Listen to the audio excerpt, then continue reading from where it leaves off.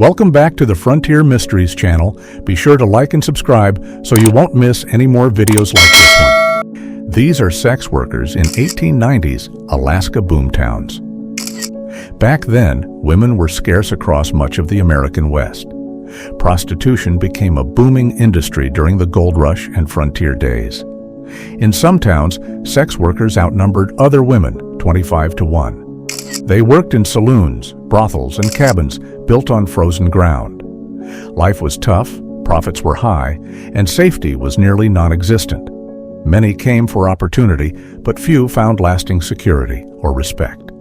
Prostitutes working in Jerome, Arizona during the mining boom. They weren't just there, they were part of the town's daily survival. Brothels lined the streets, serving thousands of miners day and night. Conditions were rough, dangerous, and offered almost no protection or support. These women faced violence, disease, and constant judgment from the public. Despite that, their work helped fuel the town's growing economy fast. In Jerome, their presence was common, but respect was almost non-existent. This photo captures a harsh life that most history books barely even mention. This 1851 photo links to Olive Oatman, captured as a young teen. Her family was attacked in what's now Arizona during westward expansion. Both parents were killed, but Olive and her sister were taken alive. They were later sold to the Mojave tribe and lived among them. Olive was tattooed on her chin, a Mojave tradition for adopted members. She returned to white society after 5 years, visibly changed forever. Her sister didn't survive captivity, dying from starvation before rescue came. Olive's story became a national sensation, with that tattoo sparking endless fascination. A medicine man from Alaska, photographed in the 1890s. He was part healer, part spiritual guide in Native American communities. This man belonged to the Eskimo people, deeply respected in his role. At this moment, he's performing a ritual for a sick child. The goal was to drive out evil spirits causing illness and pain. Photographer Frank G. Carpenter captured this rare glimpse into traditional healing practices. Medicine men and women held vital roles in their tribes for centuries. Their knowledge blended herbal remedies, chants, and spiritual beliefs into one system. A photo from 1882 shows stacked bison skulls. The pile is massive, stretching high like a mountain of bones. In the 1800s, bison were hunted for meat, skins, and profit. Millions were killed across the plains with little thought for survival. This photo captures just one result of that brutal hunting era. Skulls were often ground into fertilizer and sold for extra money. By the late 19th century, bison were nearly wiped out completely. What you're seeing is a snapshot of human impact on nature. This is an Apache ghost dance, photographed around 1906. Captured by Edward Curtis, it shows a sacred moment in motion. The ghost dance was a spiritual ritual born from hope and struggle. Many tribes believed it could restore lost lands and bring peace. Movements were rhythmic, symbolic, and deeply tied to native resistance and survival. For the Apache, it held powerful meaning during times of displacement. Curtis's photo freezes a ceremony rarely seen by outsiders back then. A sandstorm hit Midland, Texas, back in 1884. That huge cloud is not smoke. It's a full-blown wall of sand. Sandstorms were common and seriously dangerous across the Old West frontier. They buried roads, blinded travelers, and wrecked anything left out too long. Alongside tornadoes and hurricanes, they made western travel incredibly risky. Settlers faced these storms with little warning and almost no protection. This photo shows how brutal the land could be out there. Nature didn't care who you were, it just hit hard and fast. Here's something surprising. Prostitution was legal in Arizona during the 1800s. Bordellos operated openly and were a common part of many towns. The state didn't just allow it, they made money from it too. Arizona taxed brothels, issued licenses, and even collected fines from workers. Prostitution brought steady income during the mining boom and westward expansion. Many towns depended on it to fuel their growing local economies. Despite harsh conditions, it remained legal and regulated for decades in Arizona. Jimmy Santiago McKinn was abducted in 1885. Geronimo and his band captured him during raids in New Mexico. He lived with the Apaches for months, even forming strong bonds. When rescued, he cried. He didn't want to leave the Apache tribe. Newspapers picked up the story, shocked by his emotional reaction. His return home became national news across the United States. It challenged public views of Native people at the time. This photo captures more than a boy. It shows a complex, untold truth. Pearl Hart was a Canadian who tried mining, but failed.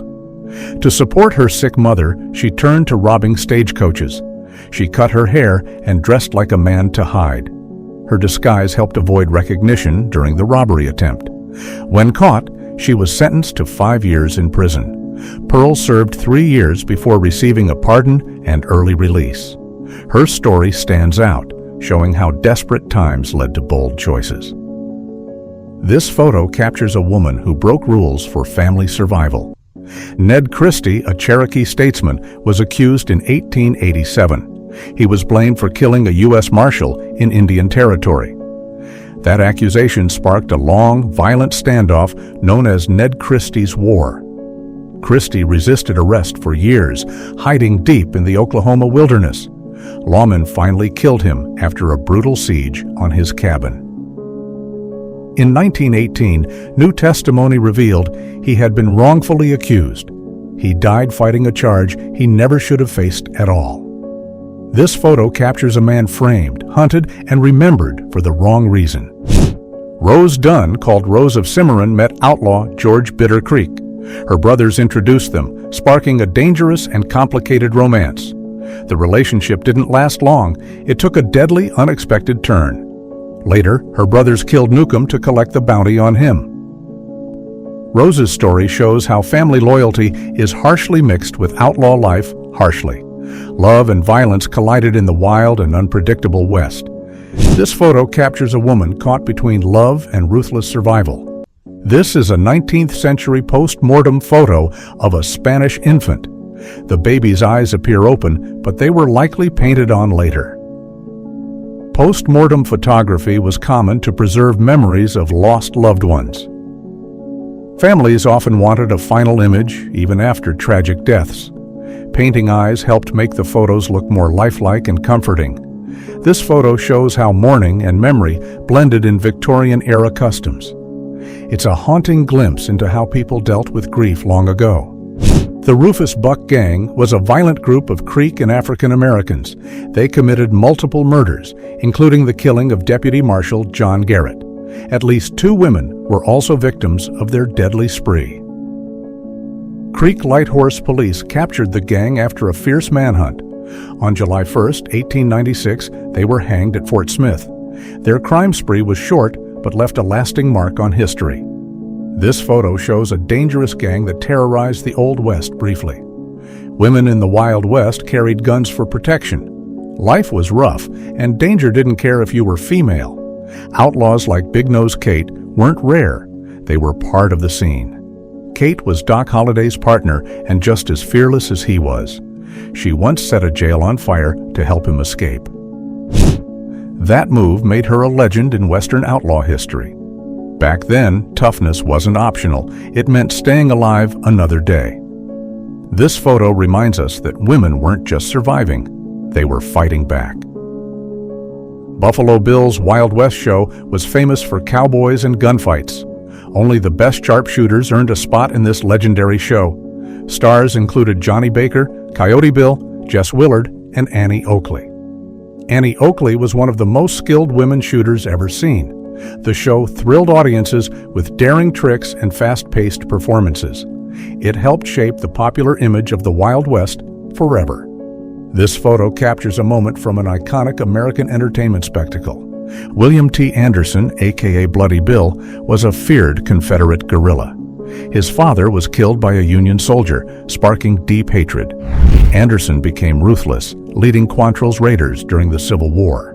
His gang was known for brutal, violent attacks against Union forces. He earned a reputation as one of the war's deadliest fighters. Blood and revenge fueled his fight, making him infamous in history.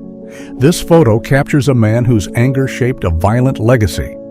This 1889 photo shows the Table Bluff Hotel and Saloon interior. Located in Humboldt County, California, it was built back in 1852. Van German was the original builder of this famous old establishment. Seth Kinman ran the saloon for many years and entertained guests. Kinman was known for playing a muleskin fiddle he made himself. He even performed for President Lincoln during his time in office. This photo captures a lively spot where history and entertainment meet daily. You may know Buffalo Soldier from Bob Marley's famous song. Native Americans first gave this name to black cavalry units. These soldiers fought bravely during the Indian Wars in the West. The term later grew to describe all African American regiments formed in 1866. They served with courage despite facing racism and tough conditions. Buffalo Soldiers became legendary for their role in American military history. This photo honors their strength, sacrifice, and lasting legacy in the West. Laura Bullion, called the Rose of the Wild Bunch, was a true outlaw. She learned the trade from her father, a skilled bank robber. Known for her tough look and romances with gang members, she stood out. After jail time, Laura left crime behind and moved to Memphis. There, she worked various jobs and lived a quieter life until 1961. Her story shows how even outlaws sometimes chose a different path. This photo captures a woman who lived hard and changed her ways. In the late 1800s, mining meant chasing gold, silver, or copper dreams. Owning a mine gave you the best shot at real money. Still, regular miners had chances to hit big with lucky strikes. Most used basic tools, picks, pans, and shovels under brutal working conditions. Striking it rich was rare, but the dream kept people digging.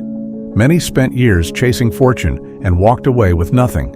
Few found wealth, but mining towns kept booming across the West. This photo shows the hope, grit, and gamble behind every swing. Kramer's Saloon in Monroe County, Michigan, looks a lot like bars today. But the beer back then was nothing like what we drink now. There was no refrigeration, no pasteurization, and no long-lasting cold pints. Beer was served warm, around 55 to 65 degrees, straight from the barrel. Drinkers had to finish fast before the beer went flat or sour. This photo shows a familiar scene with a very different drinking experience. This 1886 photo was taken at the Nueces River, Texas, after a surrender. A group of Apache are seen waiting beside train tracks in silence. They were about to be exiled by train under General Miles's orders. Forced removal from their homeland marked a harsh turning point in history. Many had fought for years to avoid capture and relocation by force. Even after exile, the Apache continued pushing back to reclaim their rights. Their resistance didn't end with surrender. It shifted into survival and defiance. This image shows a quiet pause before everything changed for these people.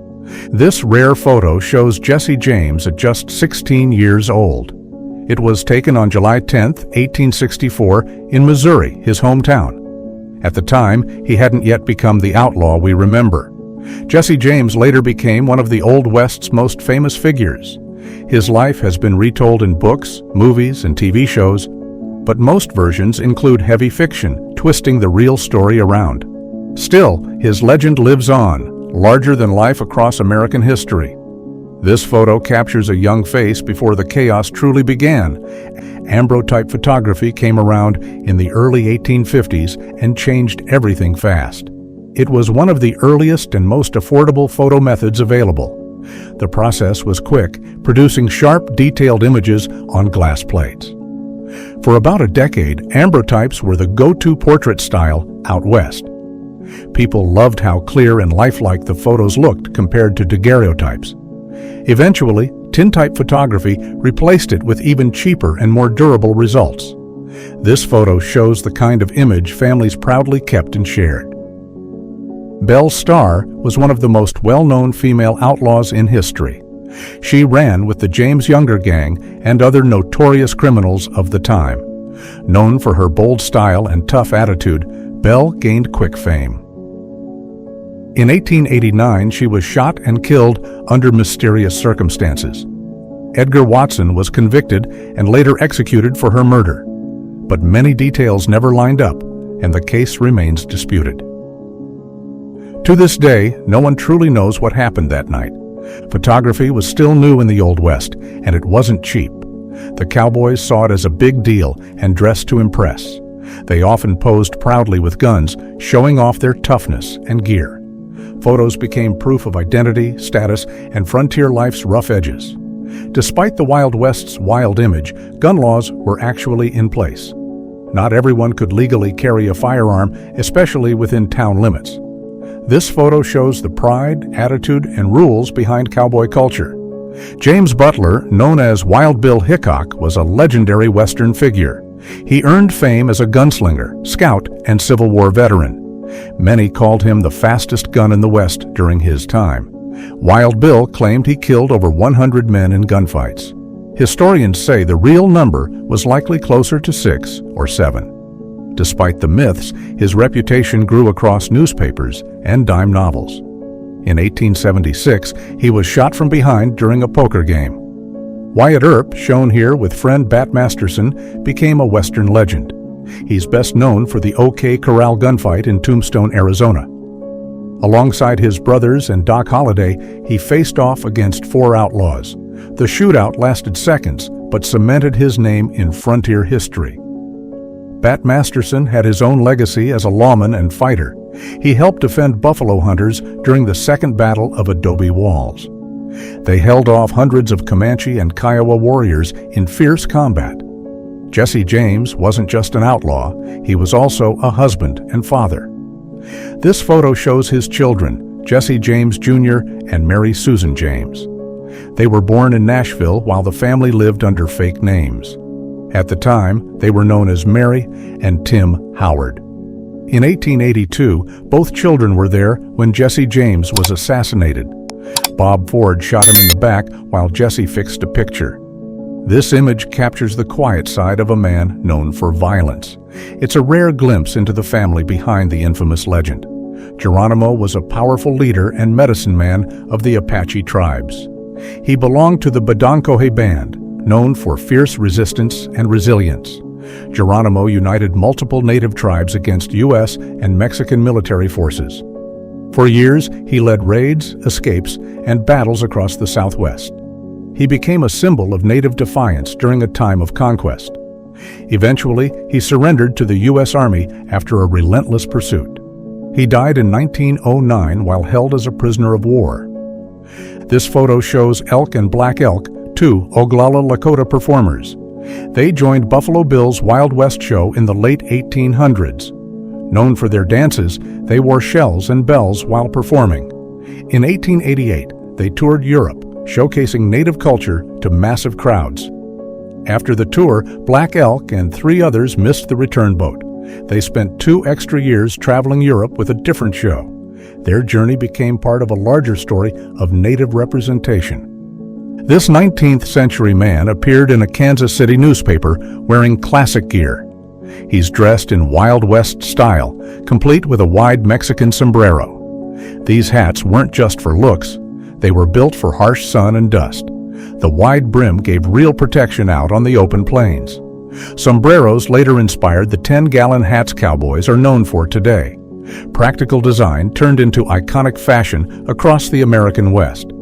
Kit Carson was a legendary frontiersman and early explorer of the West. At 16, he became a mountain man and a skilled fur trapper. He joined expeditions through the Rocky Mountains and uncharted Western lands. Carson's stories inspired many Americans to head west in search of opportunity. He played a major role in opening routes into California and beyond. Over his life, he had 10 children with 3 different wives. In 1868, he died from an aortic aneurysm at age 58. Photographer John Grayle captured powerful images of the American West's early days. In the late 1800s, he documented frontier life as it rapidly changed. His photos showed towns growing, railroads expanding, and cultures colliding across the land. Grayle also worked in the mines, like many during that era. Sadly, he died from mercury poisoning after years of exposure underground. His story reflects the risks faced by those chasing work in history. This photo stands as part of the legacy he left behind. This photo shows a couple resting in Kansas during their journey west. They were part of the massive wave of westward migration in America. Moving west was risky, but people still chased hope and opportunity. The land was harsh, unfamiliar, and often dangerous for early settlers. Still, millions made the journey, hoping for land, work, or freedom. Westward expansion became a defining chapter in American culture and identity. Spotted elk, also called Bigfoot, was a respected Miniconjou Lakota Sioux chief. He was known for his calm leadership during a time of crisis. A U.S. Army soldier at Fort Bennet gave him the nickname Bigfoot. In 1890, he led his people toward safety at Wounded Knee. Tragically, he and 152 others were killed in the Wounded Knee Massacre. The massacre marked one of the darkest chapters in Native American history. In the 19th century Wild West, gambling was more than entertainment. It was survival. Gambling halls were often among the first buildings in new frontier towns. They filled fast with miners, cowboys, drifters, and outlaws chasing quick money. Card games, dice, and faro kept tables busy day and night. One bluffing game from that time later evolved into modern American poker. Winning meant cash, but losing could lead to gunfights and grudges. This snap reflects a time when risk ruled both cards and life. Buffalo Bill's Wild West show once drew huge crowds across the country. Its biggest moment came at the Chicago World's Fair before 18,000 people.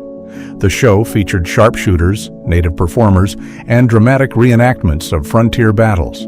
It became a symbol of adventure, grit, and the mythic American West. But the success didn't last. Hard times eventually caught up with it.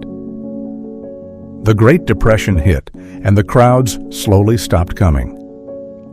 In 1913, Buffalo Bill declared bankruptcy, and the show shut down. Beller was a well-known female outlaw who made bold headlines fast. She married Cherokee Sam Starr and dove into crime alongside him. Together, they ran schemes involving horse theft and illegal bootlegging operations. In 1883, Beller was arrested and jailed for stealing horses. Her reputation grew as one of the Wild West's most fearless women. Later, she was fatally shot under still murky and violent circumstances. This photo captures the face of a woman who lived dangerously and boldly. My man was a Mojave native who worked in Colorado in the 1870s. He served as a guide and interpreter for photographer Timothy O'Sullivan. Together, they traveled rough terrain to document the vast, untamed American West. My man's knowledge helped O'Sullivan reach and capture remote, rugged landscapes. Their photos showed mountains, rivers, and canyons that few settlers had ever seen. O'Sullivan used these images to promote westward expansion and attract new settlers. This photo honors the quiet role my man played in shaping history. Cowboys spent months on cattle drives with barely any chance to bathe. Drives could last up to 3 rough, dusty, and exhausting months. With no clean water, hygiene took a backseat to survival and work. Dirt, sweat, and bacteria built up fast under the hot sun. Poor hygiene led to infections, sickness, and sometimes even early death. Cowboys were tough, but disease often hit harder than any outlaw. This photo shows a man hauling water in Port Isabel around 1905. He's riding a donkey, balancing carefully without using reins to steer. Back then, water had to be hauled daily, often over long distances. The man's relaxed position shows skill and comfort with the animal. These donkeys were essential for carrying heavy loads across dusty, rough roads. It was hard, slow work, but part of everyday life back then. Death Valley is one of the hottest places on Earth. No exaggeration. It earned its name during the California Gold Rush in the 1800s. 13 pioneers died trying to cross its brutal, dry landscape. Since then, it's been known for danger, heat, and unforgiving terrain. Temperatures there once hit a record-breaking 134 degrees Fahrenheit in 1913. Travelers faced heat stroke, dehydration, and deadly conditions with every step forward. Cameras were rare and expensive in the Old West, limiting documentation efforts. Photographer Timothy O'Sullivan helped change that with his bold field expeditions. He carried a mobile darkroom pulled by 4 mules across rough terrain. In Nevada's Carson Sink, he captured raw, haunting images of the land. Developing photos on site was slow, risky, and required complete precision. O'Sullivan's work helped show Americans the vast Wild West in detail. This 1902 photo from Genesee, Kansas, shows a cowboy ready to rope. He's herding cattle across open land, lasso in hand, focused and alert. Despite Hollywood myths, cowboy life was anything but easy or glamorous. Long cattle drives meant months on horseback with almost no real rest. Cowboys faced dust storms, illness, stampedes, and brutal weather every single day. Most worked sunup to sundown, sleeping on the ground at night. This 1871 photo shows correspondent Fred W. Luring posing with his mule. That year, he published both a novel and a book of poems.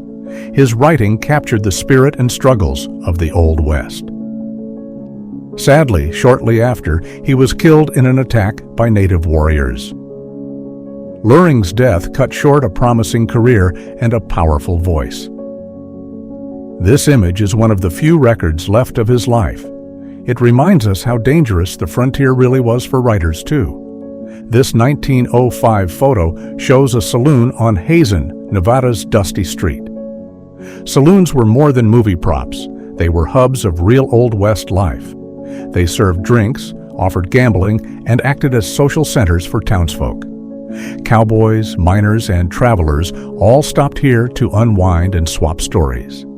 The rough exterior hid lively rooms full of card games and music.